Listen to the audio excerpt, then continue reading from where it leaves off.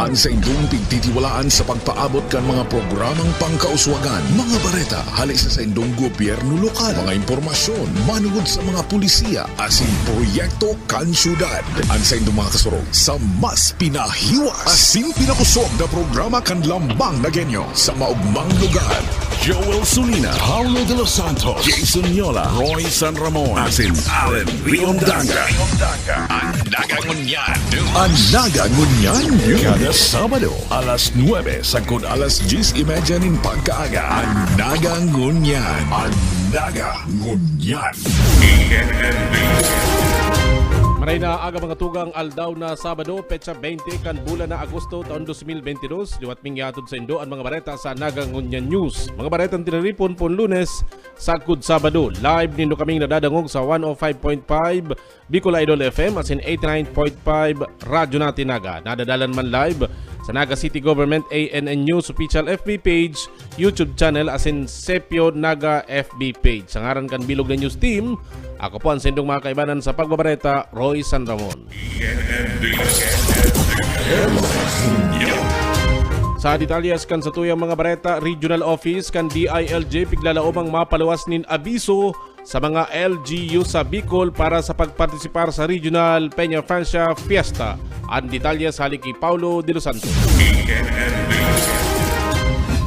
Tanganing masyerto na bakunado ang mga deboto asin bisita gikan sa ibang lugar sa Kabikolan na maatendir sa civic and religious activities katakod kan Peña Francia Fiesta pigmarhay ni Alcalde Nelson Legacion na hagadon sa opisina regional kan Department of Interior and Local Government o DILG na magpaluwas nin public advisory sa enterong rehiyon na mauyon sa abiso kan lokal na gobyerno kan syudad din Naga na nagpapasunod kan operational guidance sa pagkondusir kan kapistahan ngunyan na taon.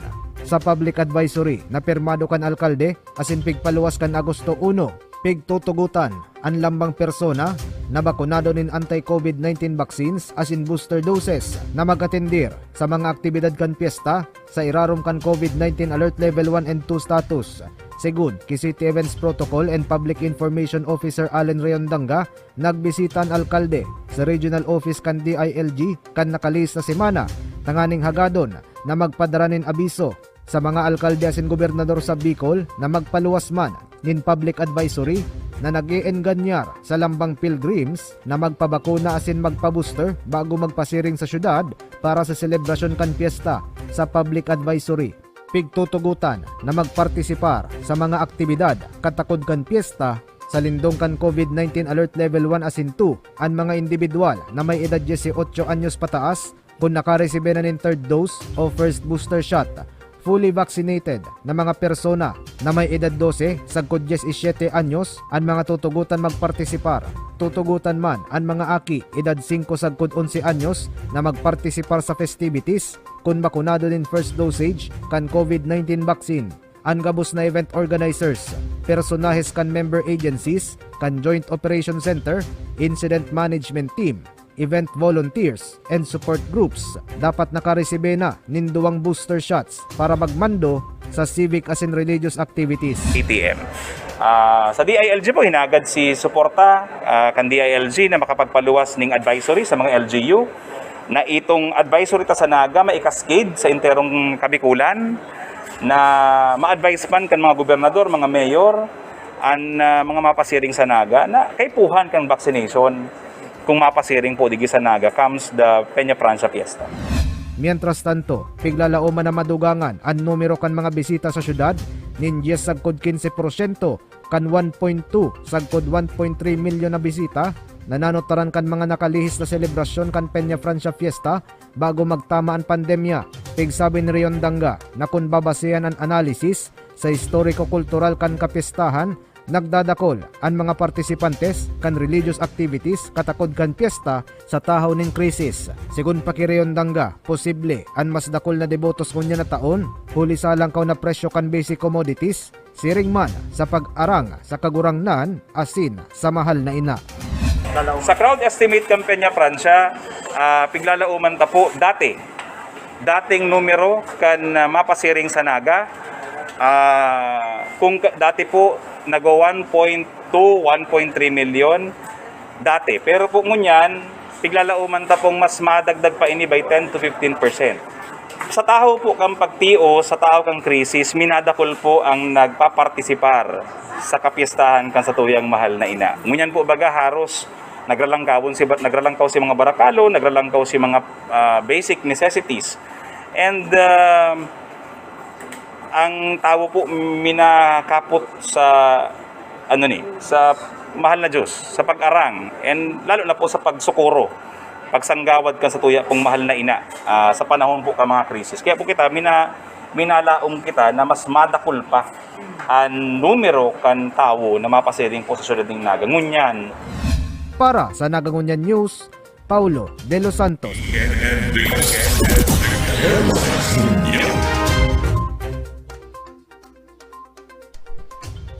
Mientras tanto sa iba pang bareta, Naga City Abattoir preparado na sa lagduan na burunuan in urig sa Peña Francia Fiesta. Ang detalye sa liki Joel Solina. Preparado ang Naga City Abattoir sa pinaglalaumang dakulang volume ka mga buno para sa maabot na kapistahan kung saan masakat ang demand sa karning urig, baka maging sa kanding. Sigun kay Mr. Roberto Acabado, ang pamayokang slaughterhouse, bago pa man ang pandemya, kada bulan ng Setyembre lalo na sa aldaw kang traslasyon, asin sa mismong aldaw kang kapistahan, matapos ang plubyal, nag-a-average sinda ng 600 na mga urig na nabubuno sa loob kang 16 oras sa loob ng 16 hours operation tuyong peak season.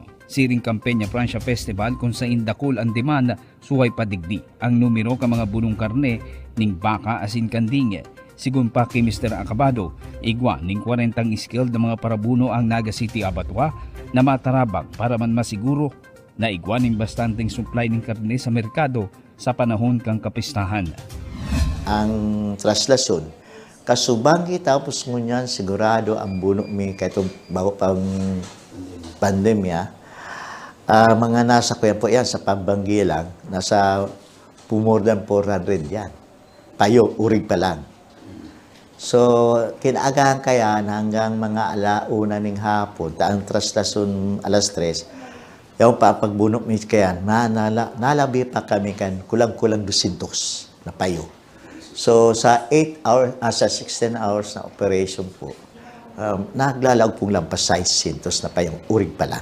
Inasigurar pa ni Mr. Acabado na arual daw man ang maintenance ninda sa saindang mga ekipahe asin amenities na ginagamit sa pagbuno asin paglinig ng mga karkas kan hayop, katuwang ang mga meat inspector kang Naga City Veterinary Office para man masiguro ang tultol na operasyon, salbado sa kontaminasyon asin malinig na karne na dadarahon sa merkado na fit for human consumption. Ang maski large ruminant, tapos ang hogs, dapat po ang hogs, may medical man po yan. Medical certificate man. Gustong sabihin, fit for slaughter.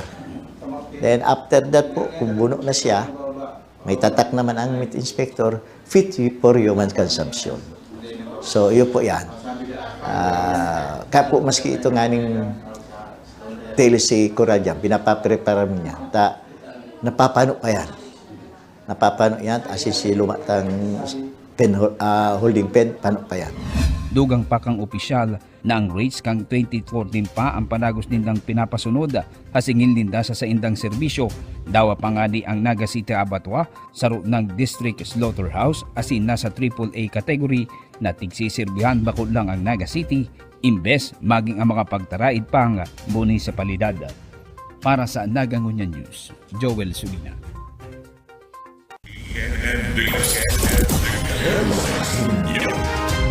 Mientras tanto, sobra sa 1,000 na police personnel ipapadara sa Ciudad de Naga kan PNP Regional Office para magtabang sa Peña Francia Fiesta. Ang detalyes kayan halik kay Paulo De Los Santos. Preparado ng magpadara ang Police Regional Office 5 nin augmentation forces sa Ciudad de Naga na may dakulang papel sa pagmantinir kan pasiorden asin pag-enforsar sa health protocol sa syudad sa paaboton na Peña Francia Fiesta. Segun ki Police Lieutenant Colonel Errol Garchitorena, Deputy Director, pigalat na sana na mag-abot ang 1,500 na police personnel na idudugang sa 800 na Police Naga tanganing i-deploy sa mga mayor na aktibidad katakod kan piyesta. Dugang ni Garchitorena, katuyuhan kan pagpadara nin augmentation forces an pag-intensify kan pagpatrolya sa enterong syudad asin pagtaunin seguridad sa mga bisita katuwang an iba pang ahensya kan gobyerno mantang pigseselebrar an siyam na aldaw na piyesta apwera digdi. Lauman man ang police visibility sa mga tinampo huli sa ilalatag ng mga police checkpoints sa maabot na piyesta. Yan nasa 800 plus naman kita. Plus nadagdagang tapay na augmentation force na 1,500 and then ini pang mga suporta from other agencies na not PNP pero yaon sa pagantabay, mga volunteers ta, mga multipliers, mas dakul ang pwersa. Ang hinahagad mi na lang sa gabos na mga mabirisita digdi sa Naga is suportahan ko ano man igwaning mga guidelines, igwang panundon ang sulod kang Naga tanganing daimang kita magkasarakita. Katakod kay ni, preparado naman ang tourist police personnel sa syudad din Naga sa pagbantay sa mga mall na piglala o manarusoon nindagmang na tao gikan sa ibang lugar sa Bicol magin sa ibang rehiyon. Man din lang ang ginibuta lang kang nakaaging simana nagigwanan ning dakulang pag-urulay with the chief security officers, security agencies, pati ito mga mall managers tanganing mas makatabang man sinda sa paglaog kang pagbulyom kang mga tao digdi sa laog kang Naga. So dakulang tabang ang sa indang presensya in terms of health protocol implementation sa kaining sa security. Para sa Nagangonyan News, Paulo De Los Santos. Sa iba pang bareta, Solid Waste Management Office nagaandam na sa tuniladang basura nga hakuton pagkatapos kan Peña Francia Fiesta. Ang detalyas kayan haliki Joel Solina. Bilang antisipasyon sa mga darakulang aktibidad katakod kang selebrasyon sa kapistahan ngunya na padangadang na Setyembre matapos ang 12 taon na pagkapendyente huli sa pandemya sa COVID-19, nagaandam na ang SWMO sa pinaglalaumang tunay-tuniladang basura na sa indang makukolekta asin mahakot bago asin matapos ang kapistahan. Sa entrevista kay Solid Waste Management Office Head Engineer Joel Martin, sinabi kay Nina Siring kang ginigibo nitang preparasyon kada taon sa selebrasyon kang kapistahan kang Birhen de Peña Francia ang ginigibo nitang paghahanda para masiguro ang kadinigan sa kasentruhan kung saan ginigibo ang mga darakulang civic events kan lokal na gobyerno maging ka mga pribadong grupo lalo na ang mga aktibidad o reliyosong aktibidad kan simbahang katolika in koneksyon sa kapistahan ni Nuestra Señora de Peña Francia. Kinakarkulong nasa 200 sagkod 250 tonelada ning mga basura ang piglalaumang mahakot kang SWMO sa mga aldaw na nasambita asin nasa 60% kay ni ang non-biodegradable waste asin nasa 40% man ang biodegradable. Per 18. Yan ang expectation ta, mga 200 tons to 250 tons per day. Pero ang per day na sinasabi ko pa din, malaog yan, 9, kasi siyempre mataho, kuya yan traslasyon. Tapos, mapoon yan pa din 14, September 14, yaon na dyan pa din si Drum and Bugle, regional ko yan pati yan, parade. Tapos, 16, Biyernes, regional military parade. Uda kulaon man yan. Halos intirong Bicol bagay involved dyan. Okay. O yan, ang mga basura dyan pa di, ang pinakadakula mi kayong basura, maximum, after the military parade, yun na yan. Banggi kang 6. Kan Biyernes, tapos 17. Tapos 18 na magahon. Yan dyan ang basura. May mga 250 tons yan. Estimate lang. Pwedeng lumangkaw dyan, pwedeng magbaba-baba dyan.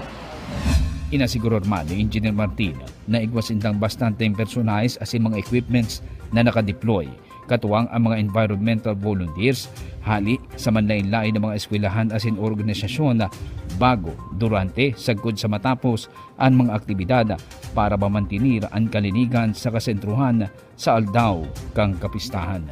Station kami sa Special Concerns Office, mga 35 personnel, i-augment yan sa solid waste. O usually, yun man yan ang libo niya. Tapos may mga volunteers kita, si mga IWS, informal waste sector, mga 200 man yan, volunteers. Tapos, eskwelahan, napadara yan yung mga volunteers man. Usually, ang mga eskwelahan, September 9, during the procession sa September 9. Para sa Nagangunya News, Joel Solina.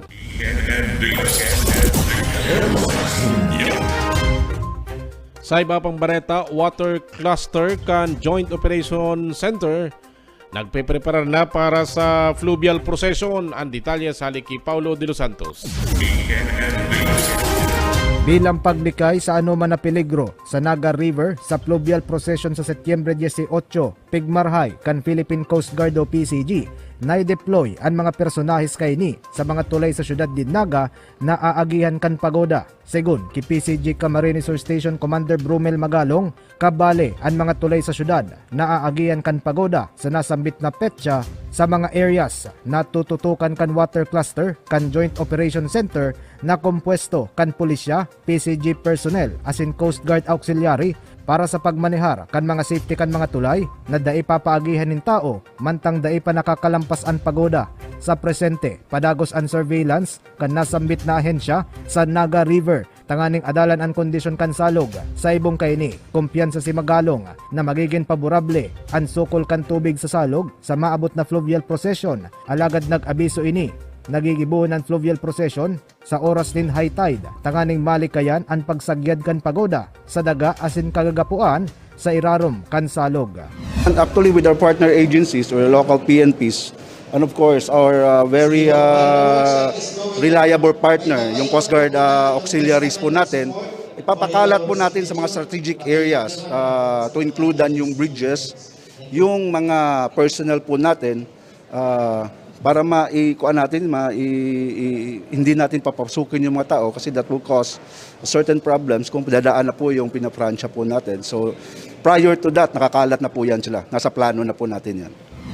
Mientras tanto, padagos ang registration sa Holy Cross Parish sa Barangay Tabuco para sa mga kalalakihan na bakunado kontra COVID-19 asin mauot magpartisipar bilang mga voyador na masagwan sa fluvial procession. Pigsabi ni Chief Petty Officer Efren Abanilla, Substation Commander kan PCG Substation Kamaligan, nagpuon na ang registration para sa mga masagwan kan Agosto 8 asin matapos sa Setyembre 10. Gigibuon ang meeting kan mga parasagwan sa Setyembre 3 alas 5 din hapon sa nasambit na parokya tanganing pag-ulayan ang mga guidelines sa saindang partisipasyon.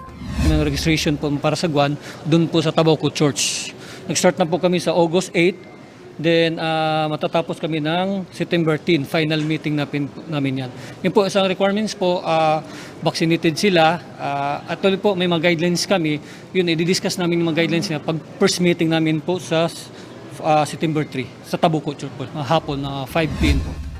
Para sa Nagangunya News, Paulo de los Santos.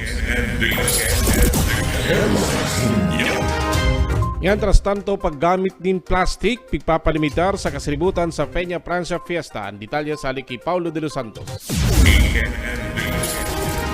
Aprobado kan sangguniang panlungsod ang resolusyon na may katuyuhan na bawasan ang dakulaon na koleksyonin basura sa syudad din Naga mantang pigseselebrar ang piyesta. Segun ki Konsehal Giel Rosales, Chairman kan Committee on Environment and Energy kan sanggunian, igwanin eksistedo mga polisiya sa syudad na nagpapangalad sa paggamit ng single-use plastic decorations asin products, arog kan plastic cups asin kobyertos, alagad mayo nin estriktong law enforcement.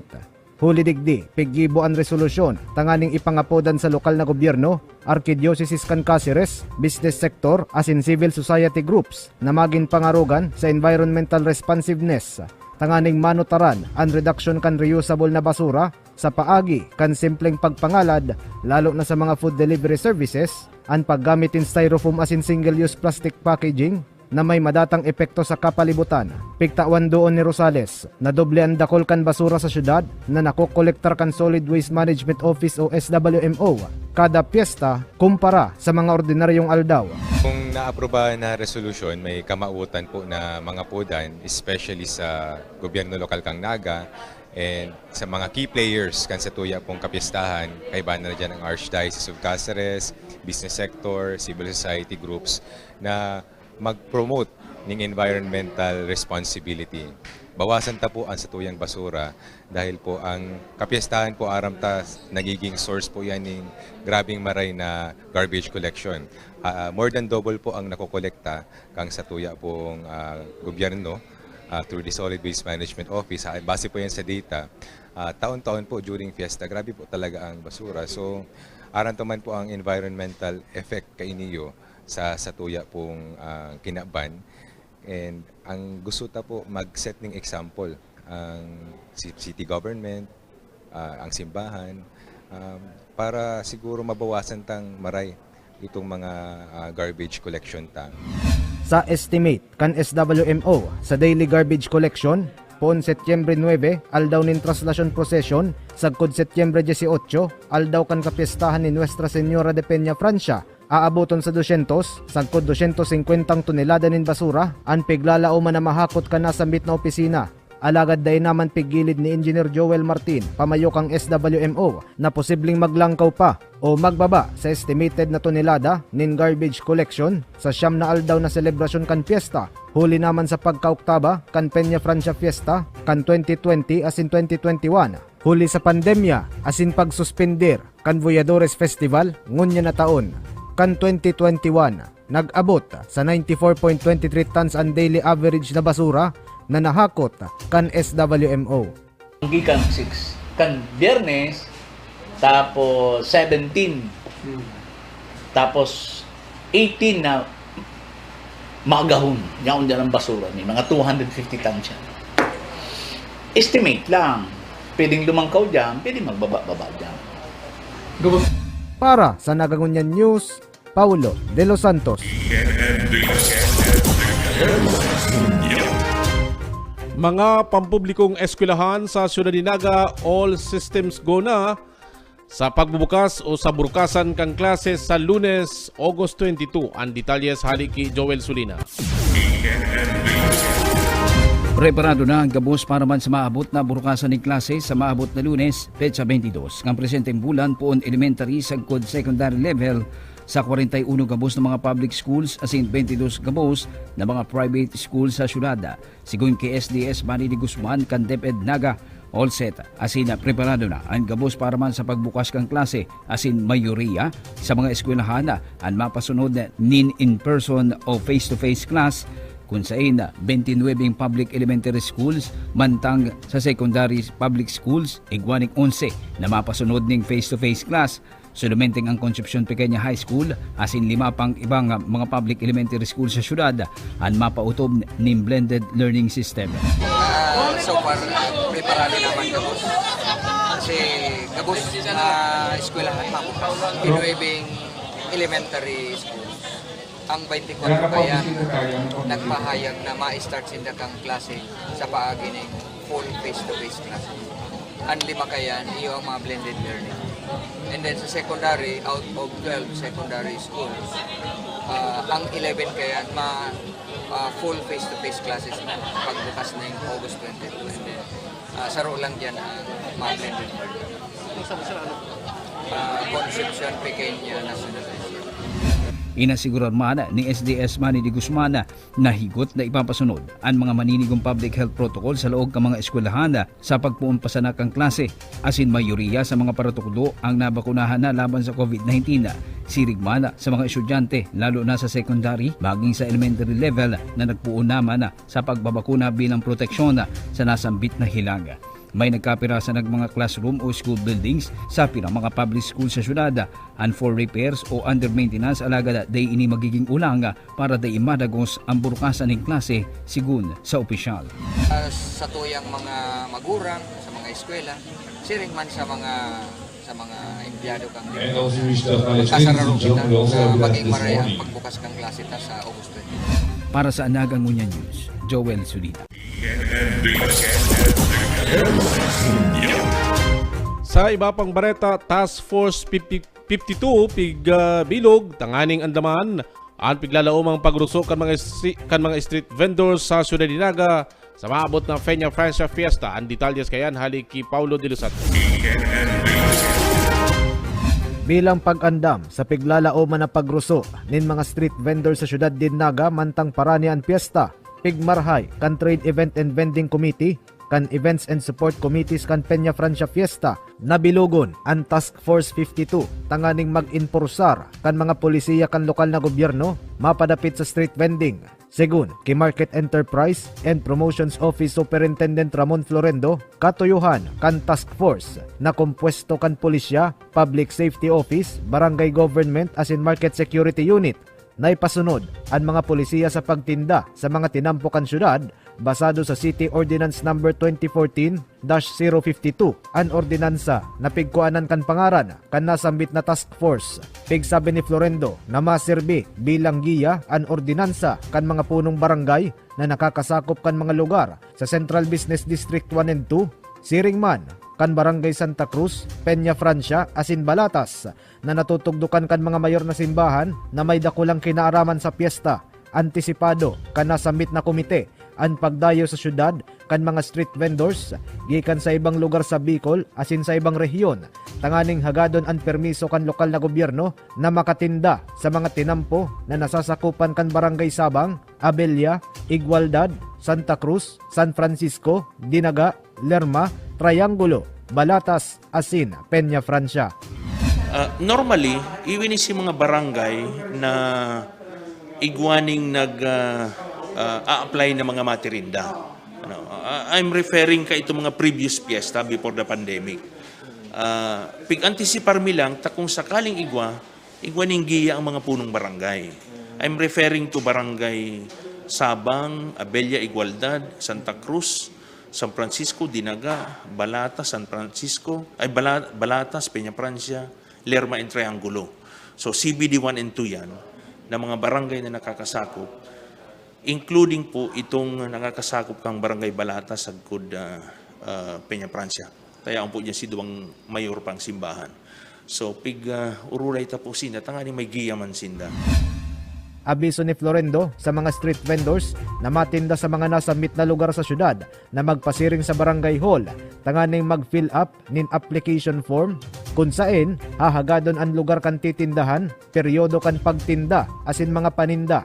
An aplikasyon mataw nindalan para sa issuance kan barangay business clearance asin mayor's permit na babayadan depende sa numero kan aldaw kan pagtinda sa mga napili na barangay. Nakatalaan ang tulong period of vending sa syudad katakod kan piyesta pon Agosto 15 sagkod Oktubre 15 ngunya na taon, mantang an short period pigtalaan pon Setyembre 9 aldaw kan traslasyon procession sagkod sa aldaw kan kapistahan kan mahal na ina Setyembre 18. Para sa Nagangunyan News, Paulo De Los Santos. Mientras tanto, posibleng pagluwas kan mga peking kwarta sa Peña Francia Fiesta, higot na imomonitor kan Bangko Sentral ng Pilipinas. Nagbabalik si Paulo De Los Santos. Gigibuhon kan Bangko Sentral ng Pilipinas o BSP ang counterfeit monitoring bilang paglikay sa pagbariwas din mga peking kwarta sa syudad din Naga mantang Peña Francia Fiesta kan nakaliis na Agosto 11 aldaw nin Huwebes. Nagbisita si Alcalde Nelson Legacion, kaiba ang nagkapirang department heads kan lokal na gobyerno sa syudad din Legazpi, tanganing hagadon ang suporta kan mga opisina regional kan national government agencies para sa magayon matrayumpo asin ligtas na selebrasyon kan Peña Francia Fiesta na deklaradong regional fiesta kan Palasyo Malacañang. Segun kay City Events Protocol and Public Information Officer Allen Riondanga bilang pagsuporta kan BSP sa LGU Naga, popoonan ngunya na bulan ang mahewas na counterfeit monitoring kan BSP huli sa nanotara na mga peking kwarta na nagkuriyat sa syudad kan nakalis na mga selebrasyon kan mga darakulang okasyon siring kan Peña Francia Fiesta. Apwera kaini piglalauman man na magpaluwas nin maninigong sirkular ang BSP sa gabos na bangko sa syudad din Naga na manteniron ang cash supply sa saindang mga automated teller machines o ATM. Pigsabi ni Riondanga, pighagad man kan lokal na gobyerno sa BSP na pagirumdumon ang mga bangko sa syudad na magbilog din sa rong team na mamantinir kan cash supplies sa mga ATM. Pigtawan doon ni Riondanga na nagiging problema kan mga ATM card holders ang kawaaran ng cash supplies sa mga bangko sa syudad mantang kasagsagi kan piyesta. transactions. Halimbawa, si Bangko Sentral ng Pilipinas, pinakiulayan ni Mayor Son na magkaigwan ng counterfeit monitoring. Taran naman po baga pag may dakulang okasyon na bariwas man ang peking kwarta.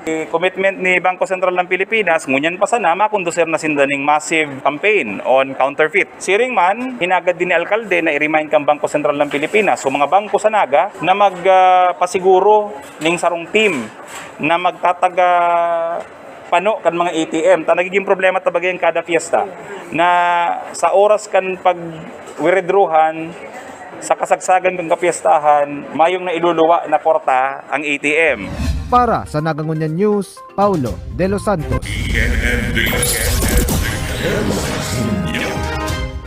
Mientras tanto sa iba pang bareta, pagkusog kan local tourism sa Ciudad de Naga, nanutaran kan Arts, Culture and Tourism Office. Ang detalye sa halik kay Joel Sulina.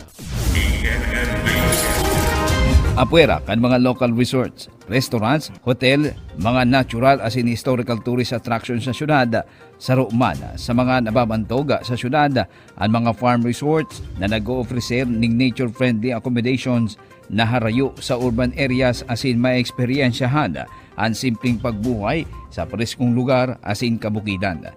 Sa entrevista kay Mr. Alex Santos, ang pamayo kang Arts, Culture and Tourism Office, sinabi kay ni na nagkakapira naman ang mga farm resorts sa syudad na kadakliyaon sa Upper Barangay, siring sa Carolina Alfresco Farm Resort, Asog Vineyard and Farmhouse, Inarihan Farm Resort as in iba pa. Nakabali sa mga nakakainganyara para dayuhon ka mga lokal as in maging foreign tourists.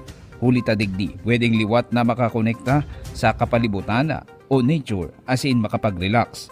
Sigun kay Santos, ang farm tourism o rural tourism sa syudad ng Naga mas nakulang potensyal para ma-stimulate ang local economic growth. Hulita apwera kang atraksyon sa turismo, makakatauman inining kabuhayan sa mga paratanom o parauma.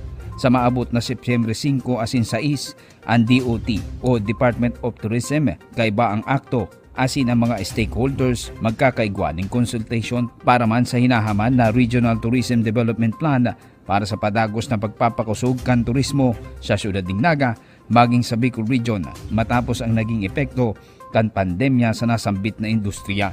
Ining sa tuya mga different na mga bagong mga resorts, lalo na ining mga farm resorts. Sa maabot po na September 5 and 6, igwaning consultation ang Department of Tourism ta hinahaman na po ngunyan ang Regional Tourism Development Plan. Ang sarap po duman na hiling ninda na makusog na potensyal kang Naga is pag-abot sa farm tourism.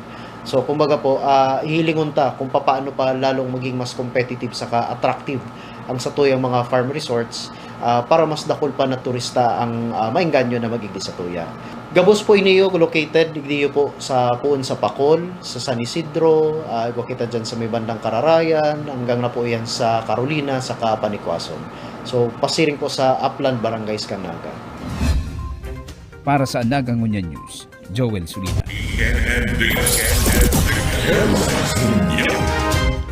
Sa iba pang bareta, parking area kang Naga City People's Mall dyan sa Hernandez Avenue, papatsendan ngo na kan MEPO. Ang detalye sa halik kay Paulo De Los Santos. Nagtaong abiso si Market Enterprise and Promotions Office Superintendent Ramon Florendo sa mga motorista na okupado kan mga street vendors and parking area kan Naga City People's Mall sa parte kan J. Hernandez Avenue sa Setyembre 15 sagkod 17 pirang banggi bago ang kapistahan kan mahal na ina sa Setyembre 18. Sigun kay Florendo, normal na napapano nin street vendors ang mga pasilyo kan merkado pirang banggi bago ang piyesta kaya pigmarhay kan sayang opisina na ilipat ang iba pang mga street vendors na maot magtinda sa Barangay Igualdad sa parking space kan nasambit na saudan imbes na tugutan na magtinda sa mga espasyo na sakop na kan mga tinampo sa syudad din Naga.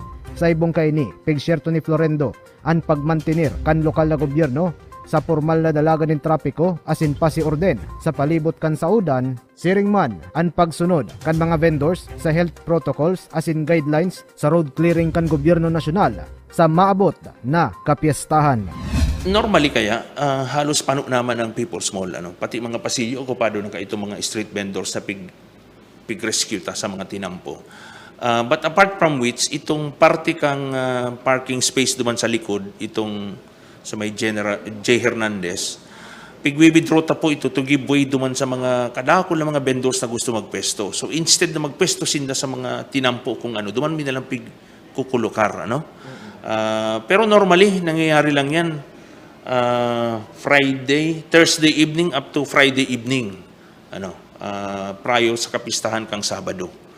Tapos a little duman pagbanggining Sabado para sa Barangay Peña Franciang Fiesta, ano. So that's the only area that we might allow them na magpwesto sinda. Para sa Nagangunyan News, Paulo De Los Santos. Mientras tanto, sa iba pang mga bareta, road clearing ordinance, padagos na pigpaplantsa kan Committee on Public Safety sa sangguniang panlunsod kanaga. Ang detalyas kaya nagbabalik si Paulo De Los Santos.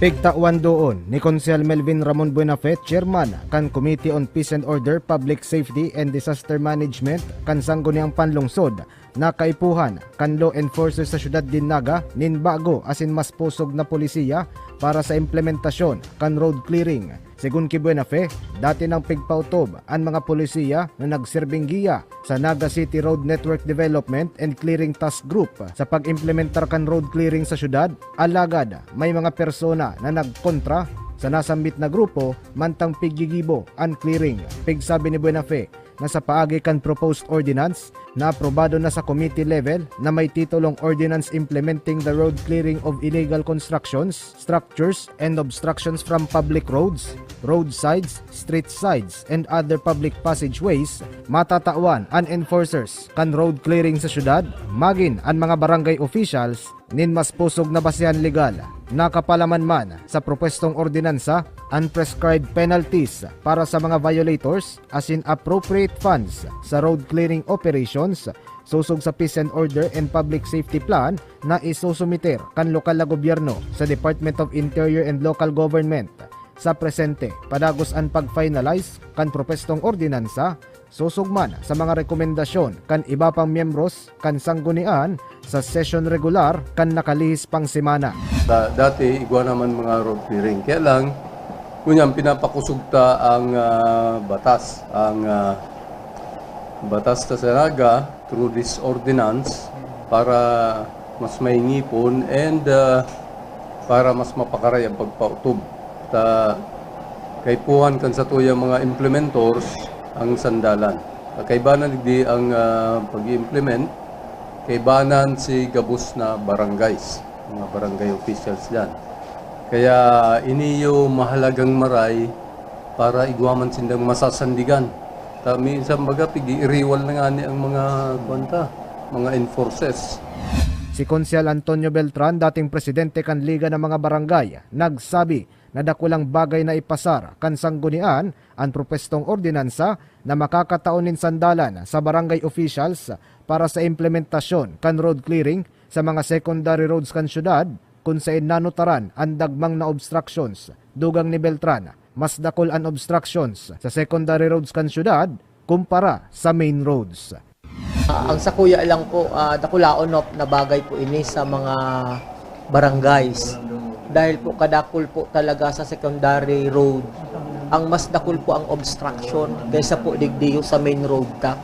Dakulaon po na bagay ining maipasar ng ordinansang ini para po ugwaman pong tungtungan si mga barangay officials.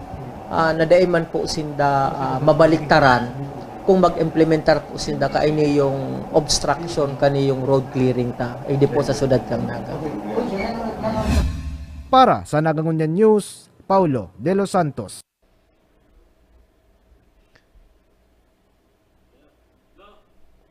Mientras tanto, dating Vice Presidente Leni Robredo pinanginutan ang death anniversary ni dating alkalde asin dating DILG Secretary Jesse Robredo. Ang detalyas kayan hali ki Joel Sulina.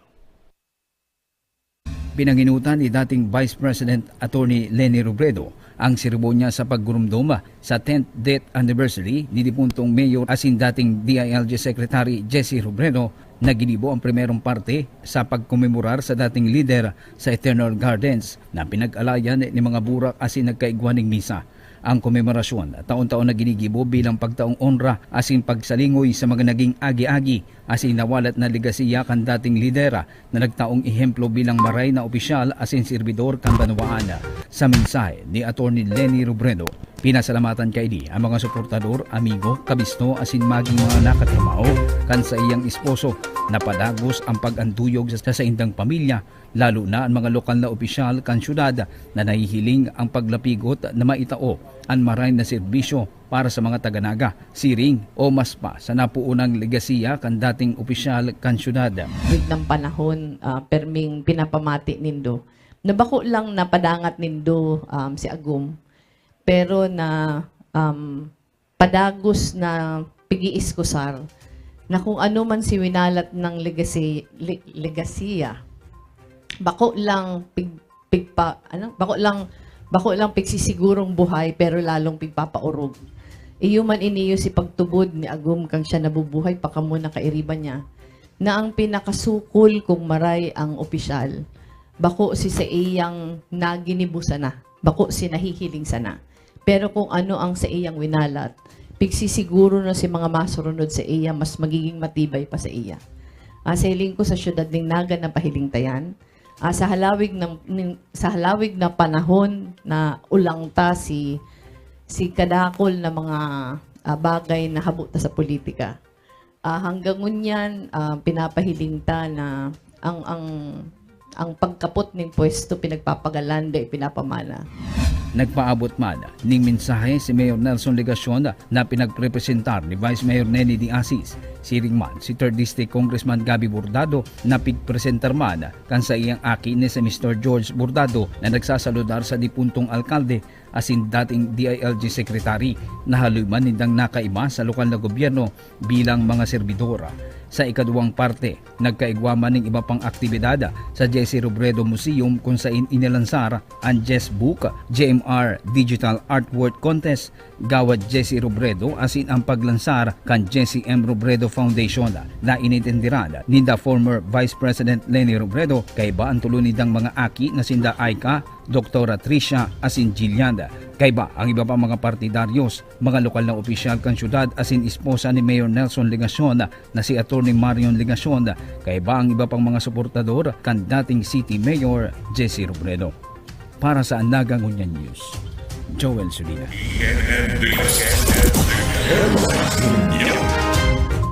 Yan ang katilpunan kan sa tuyang mga bareta sa Naga Ngunyan News sa pangaran kan City Events Protocol Public Information Office, sa ngaran man kan lokal na gobyerno kan Naga Mayor Son Legacion, Vice Mayor Nenny D. Asis sa sinsang guniang panlunsod kan Naga.